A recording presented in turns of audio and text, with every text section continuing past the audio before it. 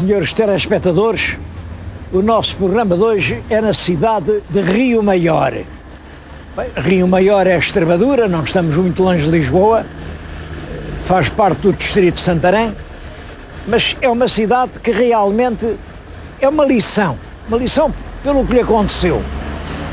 Eu lembro perfeitamente, aliás era garoto, passava por aqui, isto era uma pequena aldeia, já era cabeça de concelho, é verdade, era cabeça de concelho, mas a gente até se admirava, era assim uma terra com umas casinhas pequenas, todas as casinhas tinham uma varanda, assim uma espécie de alpendre, uma terra pitoresca, com meia dúzia de pessoas, sem nenhum automóvel.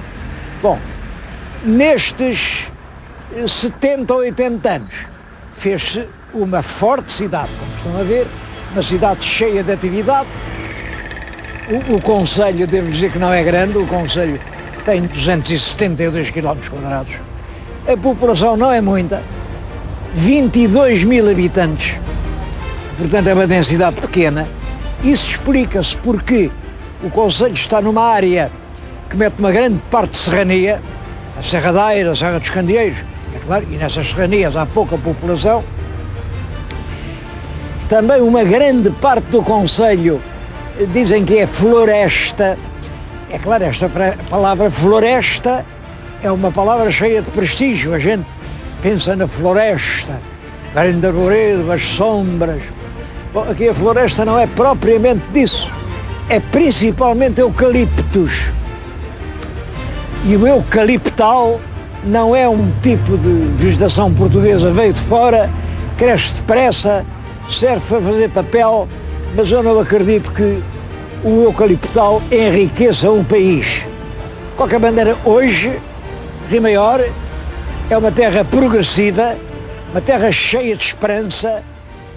Aqui já se está tudo a preparar para quando funcionar o aeroporto da OTA, porque isto fica perto da OTA e fica nas regiões que se prevê que venham a ter um grande incremento quando houver um aeroporto internacional na OTA. Portanto, uma terra a crescer, uma terra cheia de esperança. O nome, já lhes disse, o nome é Rio Maior. E a pessoa desprevenida pensa, mas maior que quê? Rio Maior que quê? Maior é comparativo. Há sempre a ver um mais pequeno. Devo dizer que em Portugal há muitas terras, muitas, com o nome de Rio. Eu estive a ver no dicionário, encontrei 125 localidades com o nome simplesmente de Rio. Rio e mais nada. Devo dizer que ribeiras há muito mais. A ribeira é um rio mais pequeno, como sabem. E há centenas de ribeiras. E depois nos rios ainda há outros que têm nomes engraçados. Olhem, por exemplo, há Rio Bom e Rio Mau. Há 14 rios bons e há 15 rios maus. Quando é que o povo diz que o rio é bom e que o rio é mau? Bom, o rio é bom, naturalmente, quando é um rio que faz andar as azenhas, que moe o pão, que ajuda a população, que irriga os campos sem violência. O rio é mau quando tem grandes torrentes no inverno, quando não serve para nada, enfim, rios bons e rios maus. Há rio quente e rio frio. Rio frio há 14, muitos rios frios. Bom, claro, há 20 rios de moinhos, porque uma das grandes importâncias do rio é mover a ró de moinho, ou a ró vertical, ou aquela ró, e moer o pão. Há rio de Mel, há rio Covo, há muitos rios. Agora, Rio Maior há só este. Maior que quê? Isso é curioso, maior, olhem que umas ribeiritas correm aí, umas ribeiritas sem importância nenhuma. Agora que este rio era importante, era, porque movia inúmeras azenhas. Este rio era uma verdadeira fábrica de moagem. A água movia as mós que moíam o pão. Vamos lá dar uma ideia para ver qual era o Rio Maior.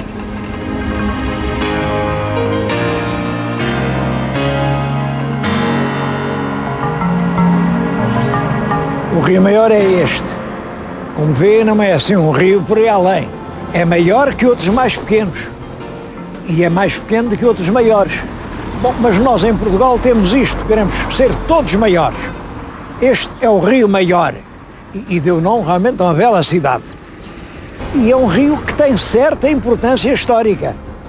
Antigamente a povoação do Rio Maior era toda daquele lado, só havia terra daquele lado. Depois vem um fidalgo, constrói para além um palácio, uma casa senhorial, que ainda hoje lá está, e a aglomeração urbana começou a fazer-se para ali, de maneira que a cidade passa de uma margem para a outra. Nesta margem mais antiga havia uma vila romana que tinha muita coisa. O espólio foi recolhido na tal casa senhorial, é um espólio extremamente notável e que revela a importância da vila ou cidade romana que havia aqui junto deste rio. Bom, para tudo isto temos, Sr. Telespectador, eu já o tenho dito muitas vezes, mas repito, temos que ter presente que a chuva, a pluviosidade, era muito mais intensa outrora do que hoje. Na época romana, acredito que este rio fosse realmente um rio que levava muita água, era um rio importante. Aqui mesmo em Rio Maior havia um riozito que hoje está completamente tapado. Talvez este seja maior que o outro que já não há.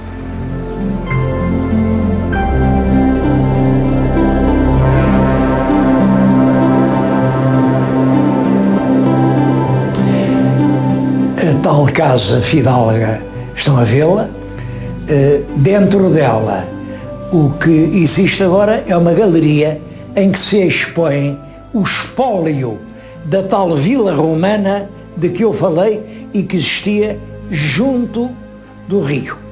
Estão aqui muitas peças, fragmentos, claro, mas entre elas há esta peça que é extremamente bela.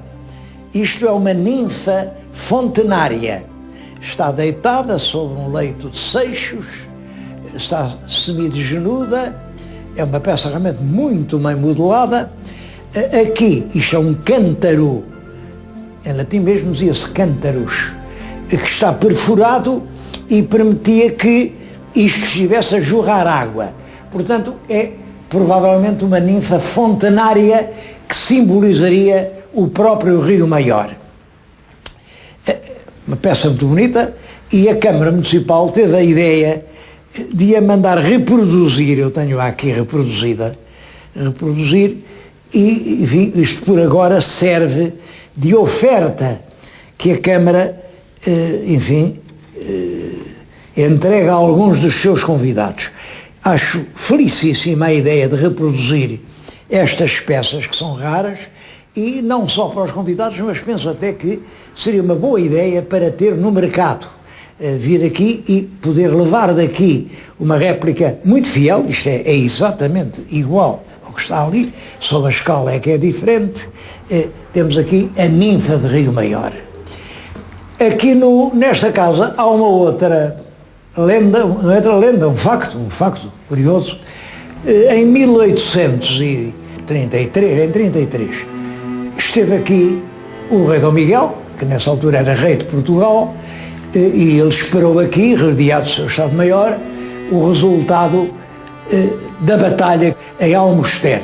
Bom, e ele próprio está aqui, nervosamente, enquanto dava ordens, quer vão para aqui, vai ali. Bom, e num gesto mais nervoso, disse, vai já, e deu um murro de tal maneira, partiu um vidro da janela.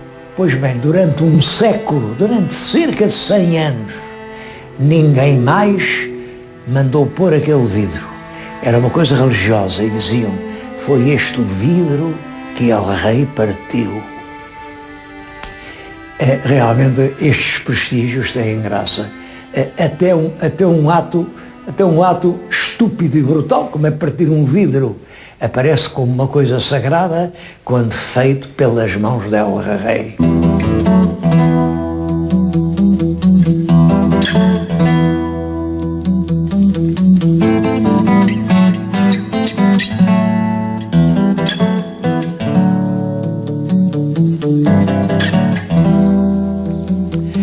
Um episódio muito pitoresco aqui da terra é a famosa história do leão de Rio Maior. O leão. Isto foi em 1972. Lembro perfeitamente, em 72. O ano em que eu fui para o Brasil, em 72, apareceu, imaginem, um leão em Rio Maior. Bom, e toda a gente falava no leão de Rio Maior, toda a gente tinha medo. É claro que havia quem não acreditasse agora que disparate um leão em Rio Maior. Como é que pode aparecer um leão em Rio Maior? Bom, até veio aqui um grande jornalista, de quem eu, aliás, fui amigo, o grande jornalista Fernando Peça, um jornalista da televisão, e veio fazer uma reportagem sobre o leão de Rio Maior. Dizem que anda leão, mais nada. Dizem que anda lobo, dizem que anda lobisomem, dizem que anda gato. Para mim, aqui há gato. E o senhor agora vai-me explicar-me. O senhor viu o leão? Exatamente. Como é que foi? Ele tinha muito humor, muito espírito. Fernando Peça era um príncipe do espírito. Punha graça em tudo. E pôs o país todo a rir sobre o leão de Rio Maior. Boa tarde. Viu o leão por aqui? Vi, sim. Foi na segunda-feira esta semana. Na segunda-feira passada? Sim. Como era o leão? Era assim mais ou menos desta altura. Era assim. absolutamente quadrúpede? Era assim, comprido, esguio e alto de perna e o rabo assim, um rabo comprido assim. E tinha um pincel no fundo do rabo? Isso quer dizer, não parece... Não reparou no pincel? Bom, mas a rir mal, porque o leão era verdade. O leão era verdade.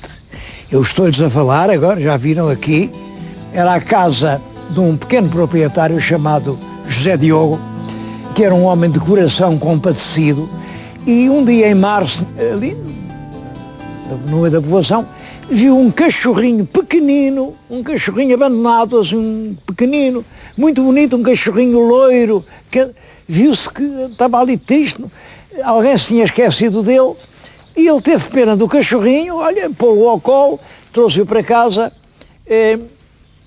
O cachorrinho não comia ainda nada, de maneira que ele arranjou leite e com um biberon foi alimentando o cachorrinho. Até para isso, não sei porquê, mas é verdade, ele vestia uma bata branca e era com a bata branca que, para não sujar o fato com o pelo do animal, dava o leite ao cachorrinho e o cachorrinho foi crescendo. O diabo é que, quando o cachorrinho já era grande, o cachorrinho não se parecia nada com um cachorro, começava a ter juba e pior, tinha uma força pavorosa, arrebentou com o sítio onde estava e começou a andar por aí, olhem, encontrou um burro, um jumento, atirou-se ele, quase que o comeu,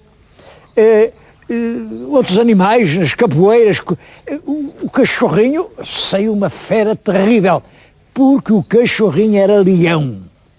Era leão. O que é que tinha acontecido? Tinha estado em um circo daqueles há domadores de feras, uma leoa tinha tido lá a sua ninhada de leõezinhos e um era tão pequenito que, coitadinho, saiu pelas grades da jaula. Ninguém se lembrou dele, foram-se embora e foi esse o cachorrinho loiro que o senhor José Diogo trouxe para casa. Bom, mas a partir do momento em que o animal anda à solta, faz vítimas, e toda a gente fala, o leão de Rio Maior, terrível. Fernando Peça não acreditou, pôs o país a rir-se do leão de Rio Maior, porque as coisas são assim. Há coisas que são verdadeiras e ninguém acredita. E há coisas em que toda a gente acredita e nunca aconteceram. Isto é assim. Bom, a coisa acaba por esta gente aterrada, exigiu do José Diogo que fosse ele próprio à procura do animal. O leão, à pessoa que o tinha criado, guardava respeito. E o José Diogo lá, olha, vestiu a bata branca com que eu costumava amamentar, procurou aí, chamou, o leão aproximou-se. Bom, e o José Diogo foi obrigado, com a sua caçadeira, ele é um bom caçador, com a sua caçadeira, a batê-lo a poucos metros dele. Isto emocionou toda a terra, emocionou o próprio José Diogo. Diz que o leão, ao morrer de um rugido de espanto e de desgosto, por ver o seu próprio criador matá-lo. Bom, e assim acabou a história do leão de Rio Maior.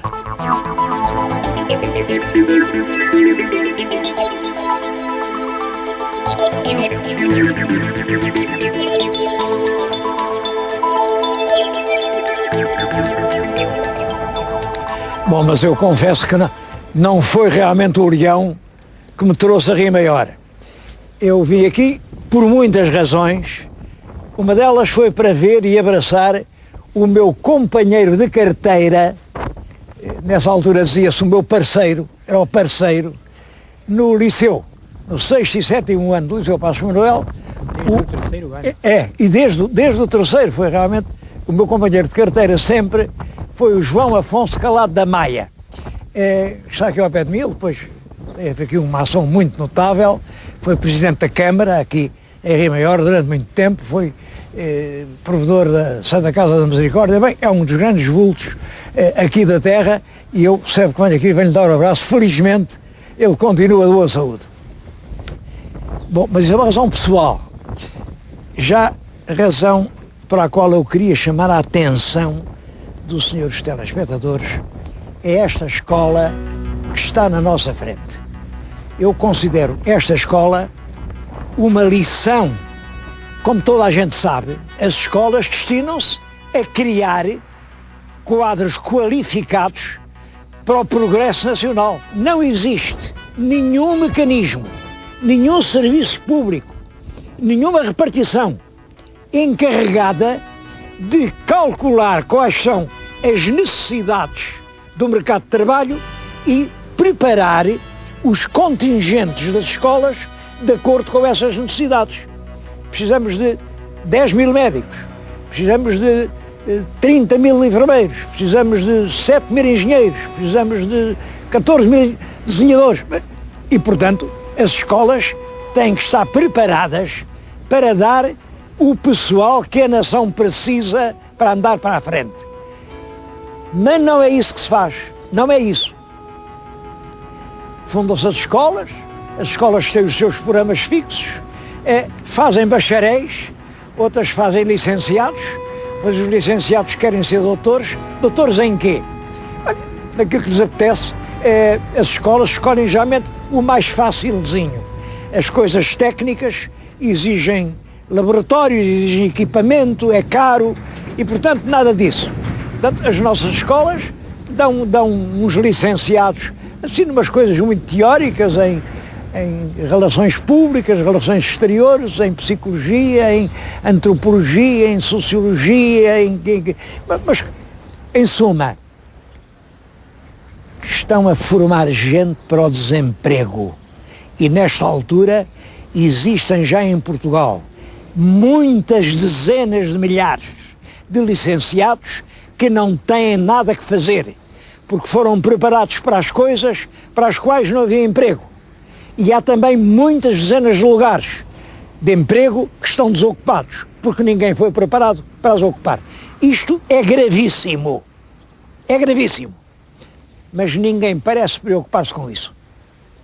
Aqui em Rio Maior, o problema foi posto, constituiu-se uma sociedade formada pela Câmara Municipal, pela Associação dos Empresários e pela Associação dos Agricultores, e os três juntos fizeram uma escola que prevê cerca de 22 cursos profissionais para as atividades que há aqui no Concelho, e em cada período, de acordo com a sondagem das empresas, o que é que agora está a fazer falta, e criam diplomados nessas atividades necessárias. Nesta altura estão a funcionar aqui 8 cursos. Um curso de higiene e segurança no trabalho, um curso de manutenção industrial, um curso de gestão das empresas, um curso de construção civil, o desenho da construção civil, um curso de programação de sistemas informáticos, um curso de design industrial, um curso de instalação elétrica, os eletricistas tanta falta nos fazem, e um curso de comunicação. Isto é agora assim, mas isto muda de 3 em 3 anos, porque as necessidades não são uma coisa fixa, Por isso, este exemplo da Escola Provisional de Rio Maior, de sondar as realidades locais e criar quadros altamente qualificados, este é o caminho a seguir e é uma lição. Só lhes quero dizer que dos rapazes e das raparigas que aqui estudam, 98% arranjam imediatamente emprego. E não são 100% só por uma razão. É porque há 2% que depois de terem isto é equivalente depois ao 12º ano, e eles desejam seguir cursos universitários. Mas isto é para dizer que, para esta geração nova, que tem os cursos que fazem falta, há sempre trabalho. E é essa grande quantidade de jovens que hoje estão sem trabalho, os verdadeiros responsáveis são aqueles que lhe deram qualificações para as quais não havia destino nem ocupação. Por isso, e é uma das principais razões que me trouxeram hoje a Rio Maior, foi apontar este caminho. É um caminho que todo o país devia adotar e abraçar.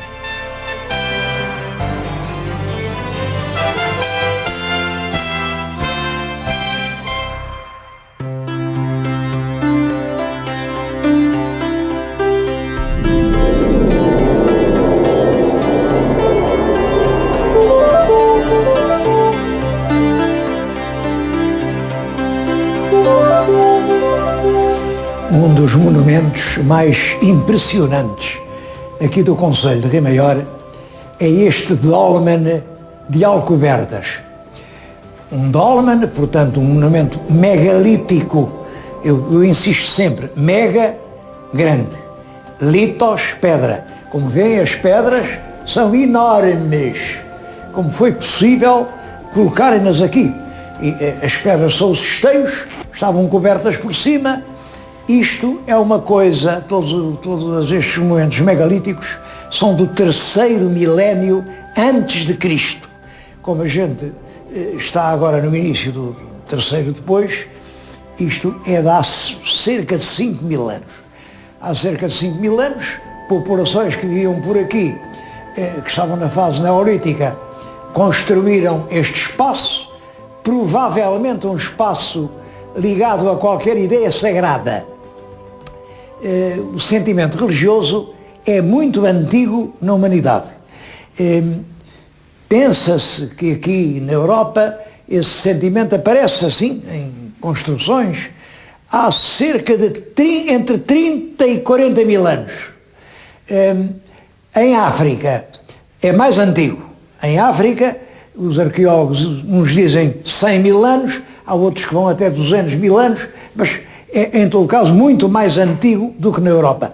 O que se explica, porque nessa altura a África é que era o continente fértil. Este aqui era um continente gelado. O que há de impressionante aqui é que este dolmen, consagrado a divindades sangrentas e pagãs, veio a ser cristianizado e utilizado como uma igreja cristã. Além, esteve durante muito tempo um crucifixo, acho que fizeram mal que o tiraram, puseram ali uma imagem que não tem nada a ver com isto, mas o nome que depois, em tempos mais modernos, deram a esta capela, isto foi envolvido por uma igreja maior, é hoje a igreja matriz, e deram a esta a capela o nome de Capela de Santa Maria Madalena. Está aqui a Santa Maria Madalena, como sabem, a Santa Madalena é a mulher que tinha pecados, mas depois se arrependeu.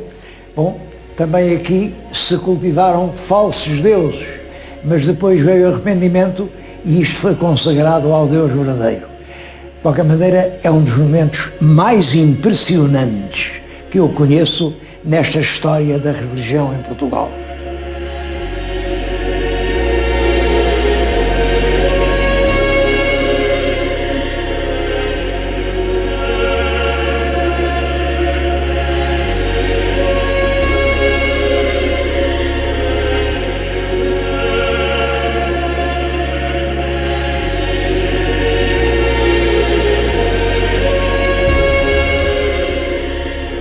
Outro lugar com muito interesse é a vila da Azambujeira. Aliás, é o único pelourinho que existe aqui em todo o concelho. Esta é que era a sede do concelho até 1836.